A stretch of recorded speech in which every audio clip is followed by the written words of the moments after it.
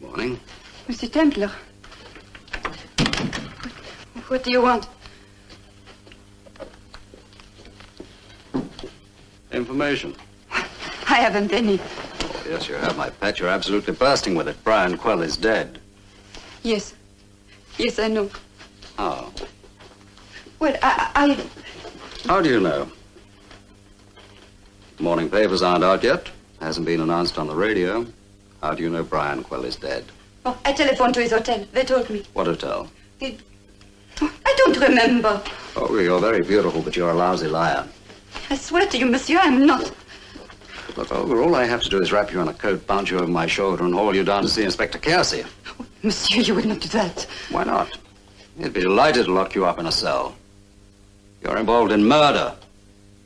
I don't have to remind you that here in France, you are guilty until you prove your innocence. So why not make things easier for yourself? Tell me the truth. Now. It was agreed between us that I would do nothing except to bring Monsieur Quell here to my room. Then they would make him telephone to his brother in London. Who killed him? The Welsh one, Jones. Get his brother here? Yes. Why? The brother had invented something of great value, something to do with a metal... Oh, I don't know. When does Professor Quell arrive in Paris? This morning. Early, 9 o'clock. Monsieur, I swear I had no idea they would do something so terrible. Well, if I were you, I'd take a fast powder. But you don't think I am in danger? Oh, yes, I do. If I were you, I'd go to Cannes or Nice. Paris is not very healthy at the moment.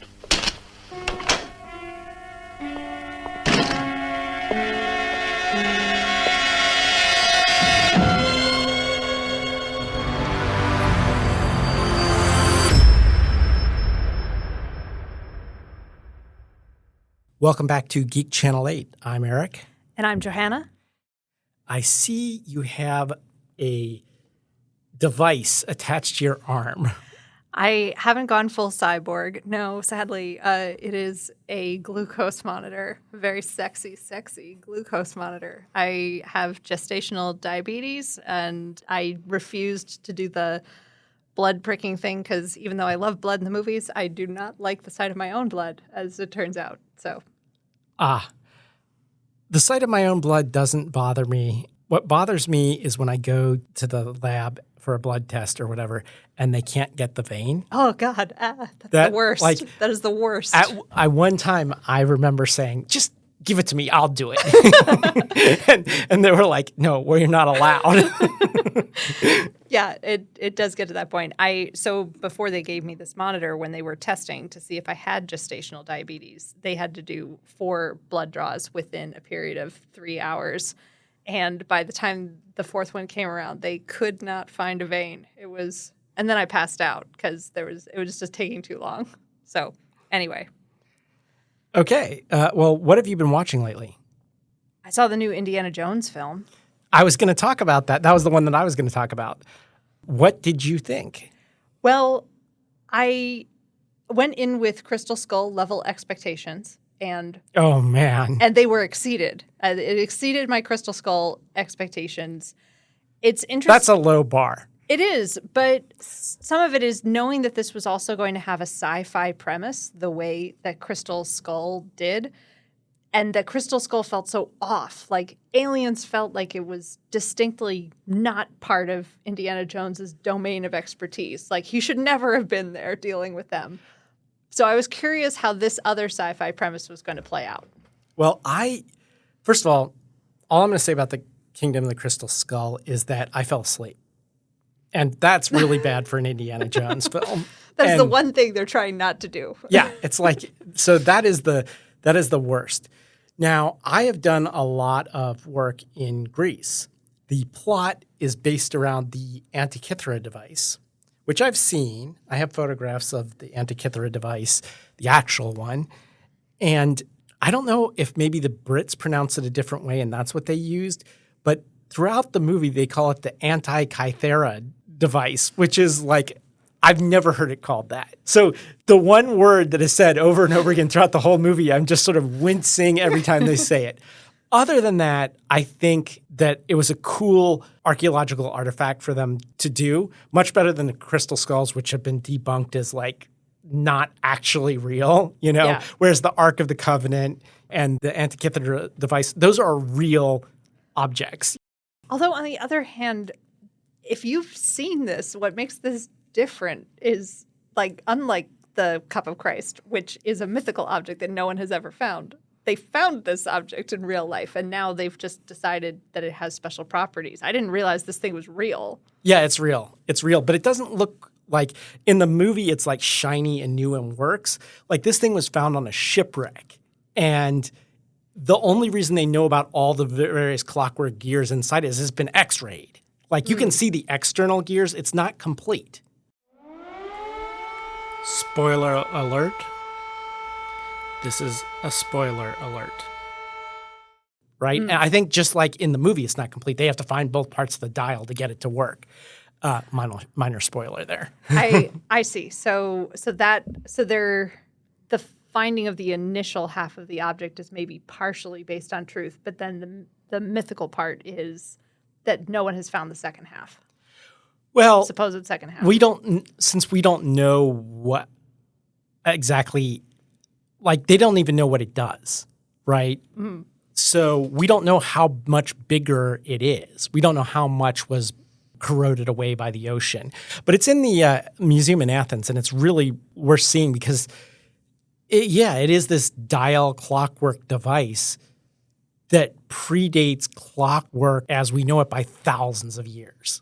It's a good starting point then for an indie film. And so that we can avoid other spoilers, I'll just talk about the filmmaking. I immediately had to go back and watch Raiders of the Lost Ark after seeing this to just sort of measure up. It felt like this fifth film was closer than Crystal Skull to the aesthetics of the original, but there was still something about it that wasn't quite right. And I'm curious your opinion. For me, it was that John Williams' original score sets the pace of the action films in a very particular way that is exciting but not manic. There's enough space in it where you get to pay attention to what's going on. There's a little bit of suspense built based on the fact that it's not just constant action. There's pauses, or there's a scene where one of the Nazi officers in Raiders of the Lost Ark walks into the middle of an alleyway, and then this whole group of Arab goons come and stand behind him. And it's like a very slow thing that happens in Raiders, and we just don't see that type of action filmmaking anymore. But I think the score really helps tell you what the tempo of the scene is. But I'm curious what you picked up on.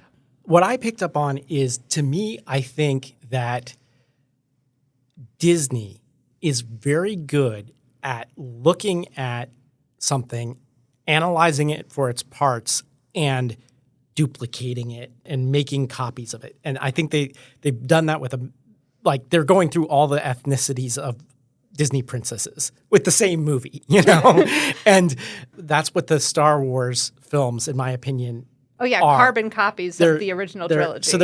So I think that is what we're getting with this Indiana Jones. It's a paint by the numbers Indiana Jones. It's still not a bad Indiana Jones like Kingdom of the Crystal Skull, but it's sorely missing a Spielberg at the helm.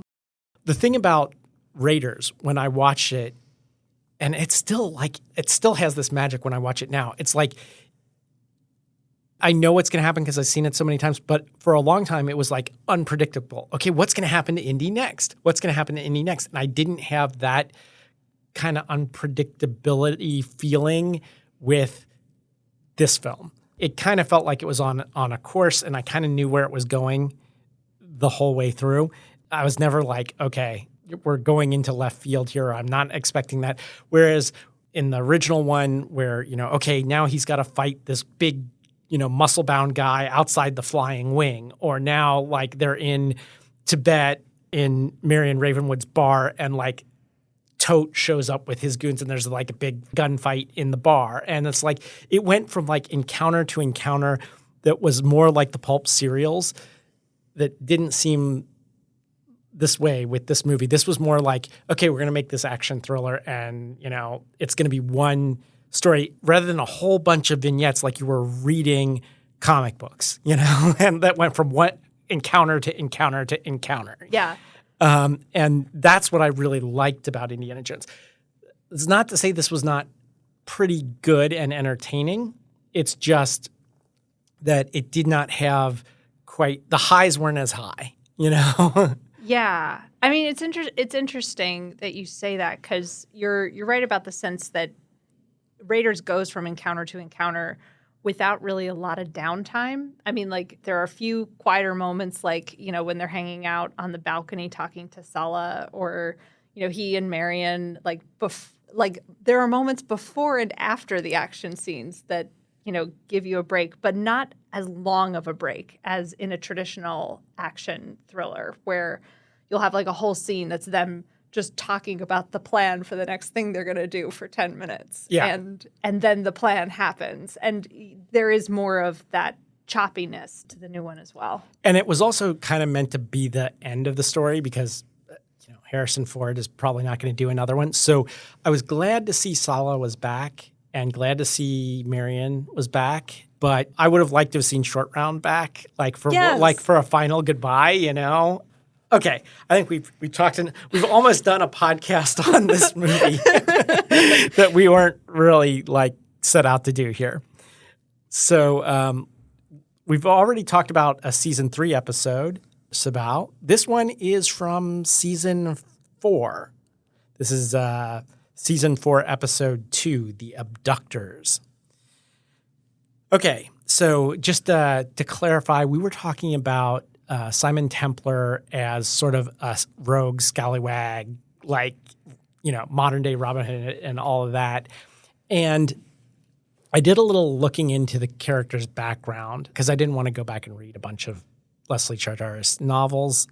And I think something we haven't mentioned, but we probably should, is that Simon Templar is a do-gooder at heart, which is why he's called the Saint. And also the Saint comes from his initials, ST. And he would give out his business card or his card that just had that stick figure with the halo wherever he went.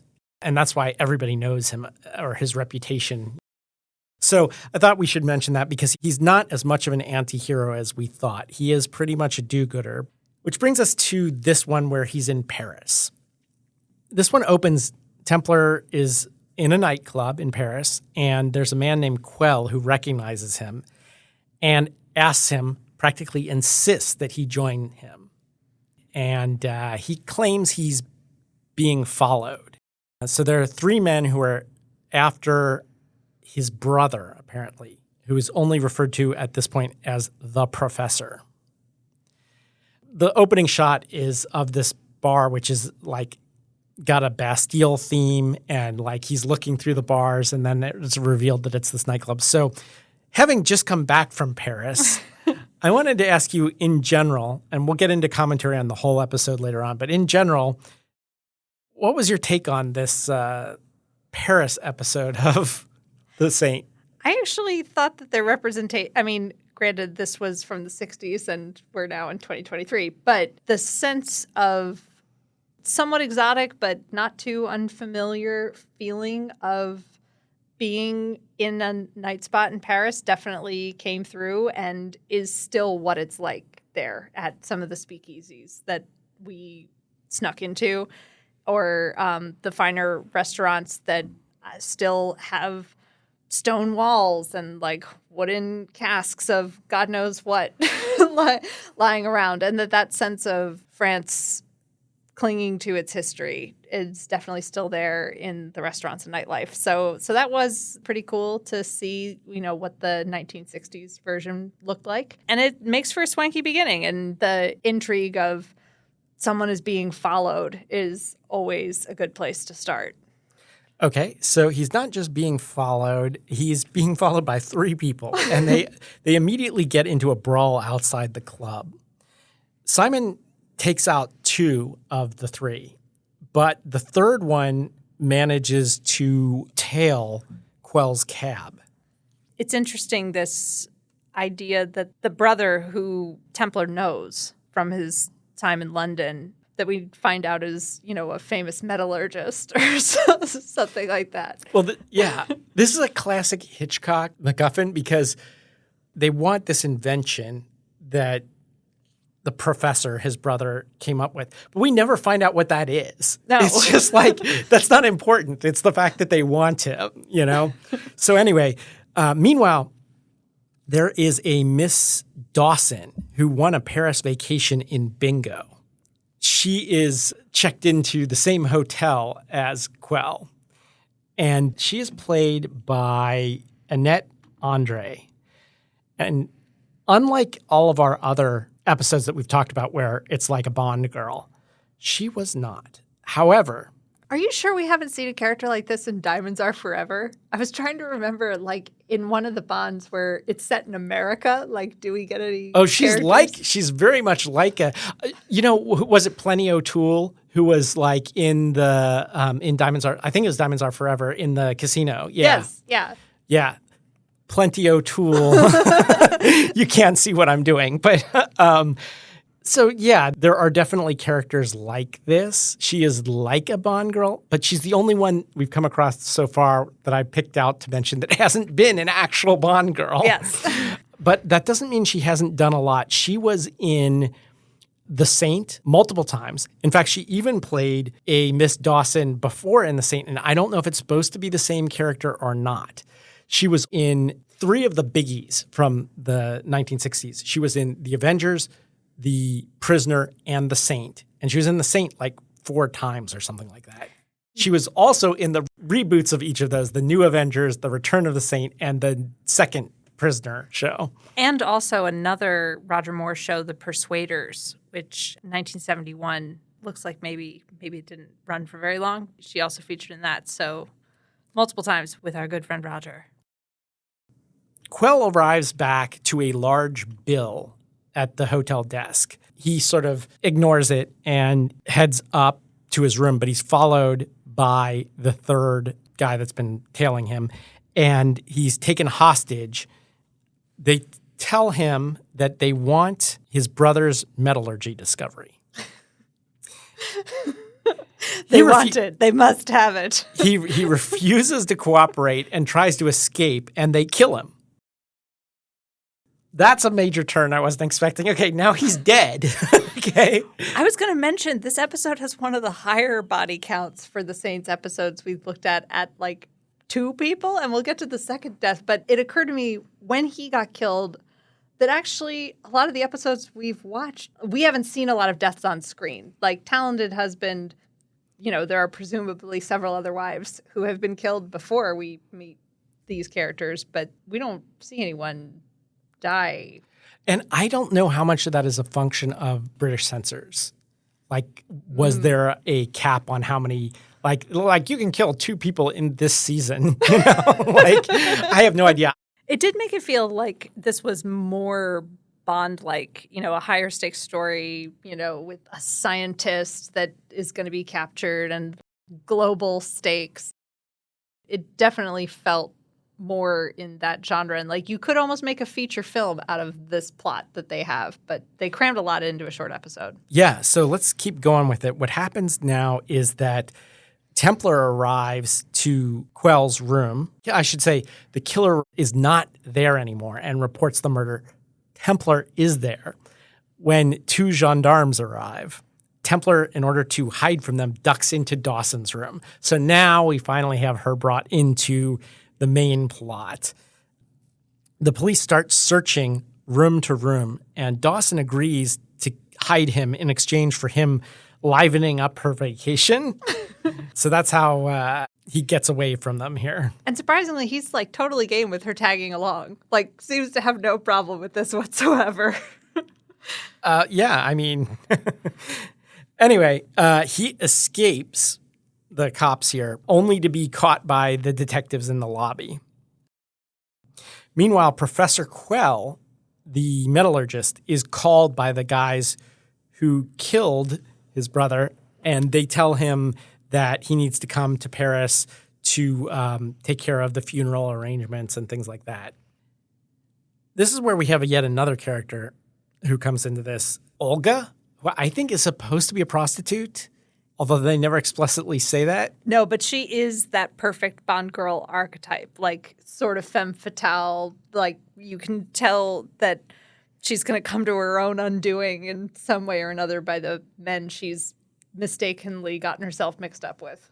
Well, I think there are two Bond archetypes. There is the Dawson type who's innocent and has no idea what's actually how big and serious a mess she's actually getting herself into. And then there's the Olga type who is actually part of it, you know? Yes. He puts the charm on her. Yeah, he does. Meanwhile, he calls back to London. The Brits insist that the professor be guarded by, here we go again, the Duchem Bureau? Yeah, Deuxième Bureau. When did we last talk about them? Yeah, when did they come up? But yeah, we talked about them in something else. Was it in a Bond film or what? Oh no! Don't they show up in the Casino Royale with Jimmy Bond? Like they do that one and the more recent Casino Royale.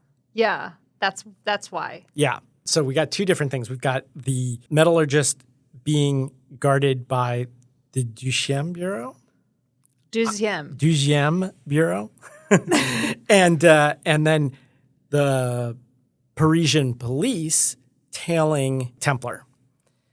The bad guys pull the Deuxième Bureau agent away and kill him. Yeah. So that's our second death. Yeah, maybe we get up to 3 then. I think there's 2, like maybe a third. The dynamic between Simon Templar and the French inspectors, I'm going to keep harping on this Sherlock Holmes thing, but it has definitely got a little bit of resonance with the Holmes-Lestrade dynamic of like regular police officers jumping to the wrong conclusions, usually thinking that Holmes is somehow involved. Like, how else could he have already figured out what he's already figured out, et cetera, et cetera. But it seems like they've had it out for Simon Templar, and they're like, this time we got him. Yeah, well, I mean, he doesn't operate within any legal organization, you know? Yeah, that probably, they don't love that. But there's a great, like, his escape from them is just a classic, look over there. Or under there, rather. Very enjoyable. So he tries to go to the airport to intercept the professor there, but he arrives too late. The bad guys see him, and then they go to kill Olga. Again, Templar arrives too late to save the person. Classic James Bond move, by the way. So, arriving just seconds too late to save the girl. So, well, it's not just the girl. He arrived too late to save Quell, too late to save Quell's brother, and now too late to save Olga. 0 for 3. So he's stopped by the police, but Dawson continues to tail the murderer until she sees his crashed car. This turns out to be a ruse, and she's captured and taken to, here we go again with these French names, Chateau Bellevue? Chateau Bellevue, I think.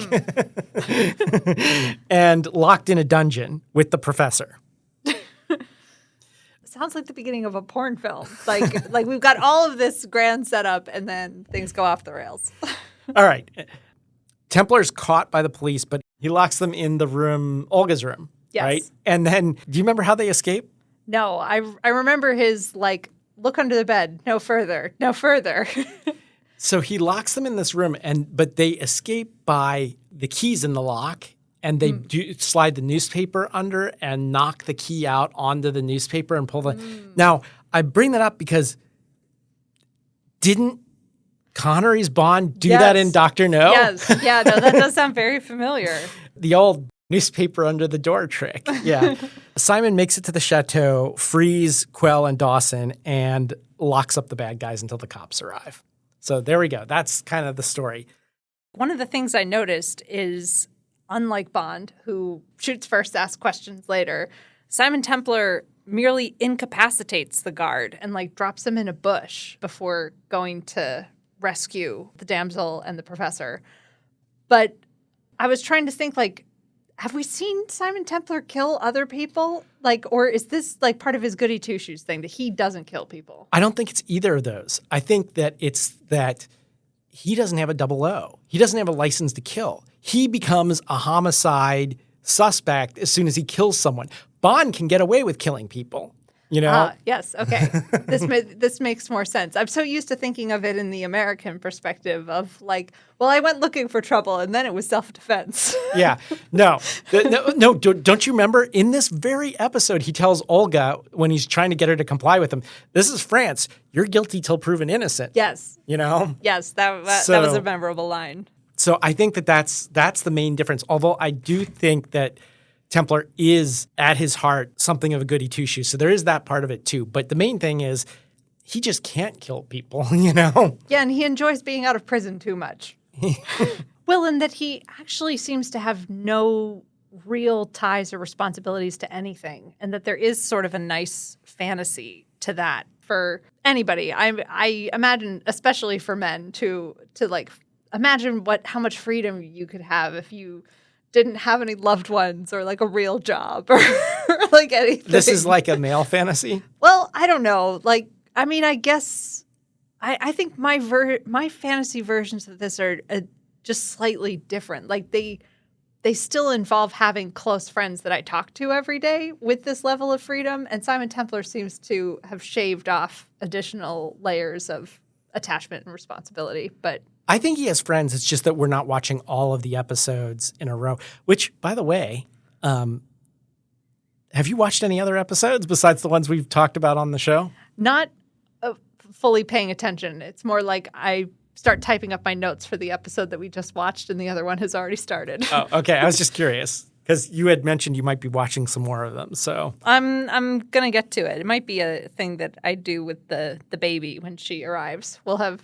nothing better to do than go through all the seasons of Simon Templar.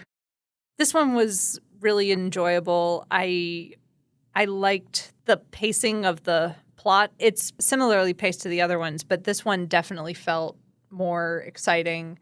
And having two great female characters or interesting characters was good performances and felt pretty balanced there too.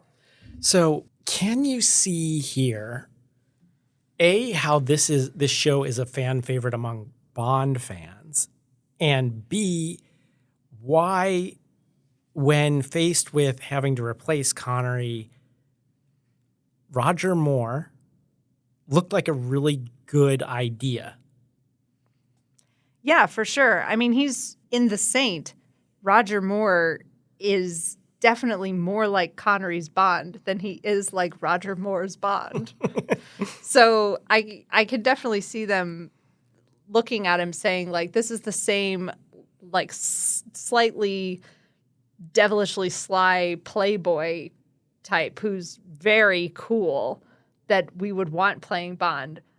Roger Moore's Bond maybe not as cool as Simon Templar, but I could see why they chose him for the role for sure. Well, we'll talk more about that in a future episode when we talk about Roger Moore's Bond, which we still haven't seen him as Bond yet.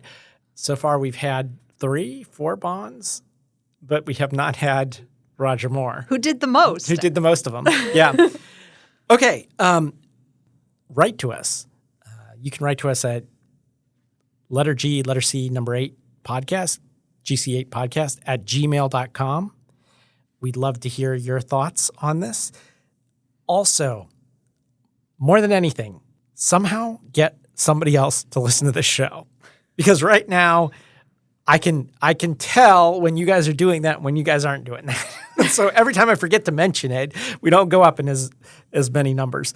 So please do that. If you don't want to do that, an easy thing you can do to help out the show is give us a review on Apple Podcasts or wherever you get your podcasts. Until next time, this is Eric. This is Johanna. Signing off.